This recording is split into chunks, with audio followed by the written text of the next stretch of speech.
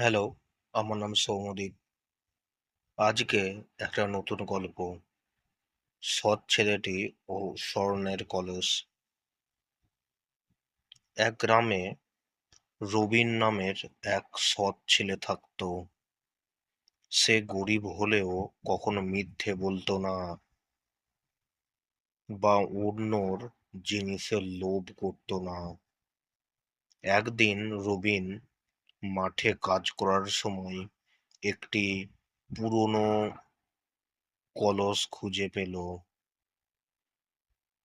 কলসিটি মাটি দিয়ে ঢাকা ছিল এবং সে খুলে দেখে যে ভেতরে অনেক স্বর্ণ মুদ্রা। রবিন অবাক হয়ে যায়, কিন্তু সে জানতো এটি তার নয়। সে গ্রামের প্রধানের কাছে গিয়ে সব ঘটনা খুলে বলে। প্রধান খুব খুশি হন তার সততায়। তিনি কলসটি গ্রামের খোঁজ নেওয়ার জন্য রাখেন,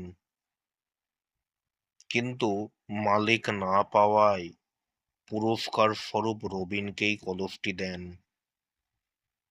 রবিন সেই টাকা দিয়ে গ্রামের স্কুল তৈরি করে, যাতে গরিব শিশুরাও পড়াশোনা করতে পারে। নৈতিক শিক্ষা: সততা সবসময় পুরস্কৃত হয়, ভালো কাজের ফল কখনো না কখনো অবশ্যই পাওয়া যায়।